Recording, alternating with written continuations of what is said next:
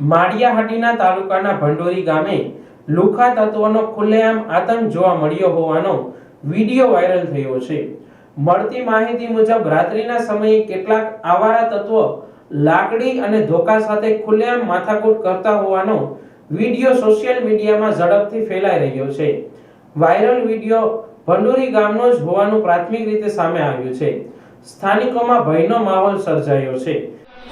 આરિફ ઉર્ફે ભૂરો મને કોલ કરી ગાળો આપી અચાનક મારે ઘરે આવી તથા હથિયાર તથા ફોર વ્હીલ લઈ આવેલ મને તથા મારા પરિવારને જાનથી મારી નાખવાની ધમકી આપે છે। મારા પરિવારમાં મારા બહેન તથા મારા કાકી પર હુમલો કરેલ છે, જેથી ફરિયાદ આપેલ છે, પોલીસ લીધી નથી અને પાછળથી જાણ મળ્યું કે ભૂરો એક ગેંગ ચલાવે છે, તેમાં વિરુદ્ધ મર્ડર, લૂંટ, ખંડણી,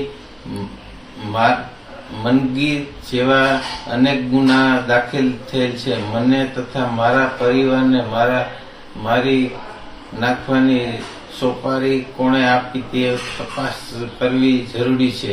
હું પોલીસ તંત્રને ન્યાય માગુ છું કે તે સમાજના આગેવાનો પાસેથી ન્યાય અપાવવા વિનંતી કરું છું। માળિયાહાટીના તાલુકામાં કાયદો અને વ્યવસ્થાની સ્થિતિ અંગે પણ સવાલો ઉઠી રહ્યા છે। હાલમાં પોલીસ તરફથી સત્તાવાર નિવેદન મળ્યું નથી। વાયરલ વિડીયોની સચ્ચાઈ અને ઘટના અંગે તપાસની માંગ ઉઠી રહી છે। મારું નામ વાઢેર ધીરજલાલ પાચાભાઈ, ગામ બંડુરીનો રહેવાસી છું। મારા છોકરાના ફોન ઉપર કાલે આરિફ ભૂરા નામના વ્યક્તિનો ફોન આવેલ અને અમુક સમયમાં પાછા મારા ઘરે આવી સ્વીપ ગાડીમાં લાકડી ધોકા અને હથિયારો વગેરે લઈ અને મારા પરિવાર ઉપર હુમલો કરેલ અને આ રીતનું કાવતરું કરનાર કોણ છે, શું છે એ કંઈ હું જાણતો નથી।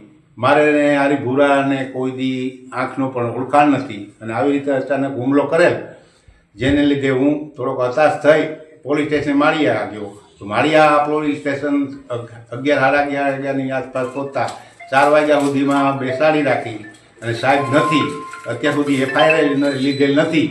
આવા અસામાજિક તત્વો, આવા સામાજિક પરિબળોને જે હેરાન પરેશાન કરતા હોય, હું સમાજની જ્ઞાતિનો પ્રમુખ હોય તો બીજા સમાજોએ આમાં વિચારવાનું શું?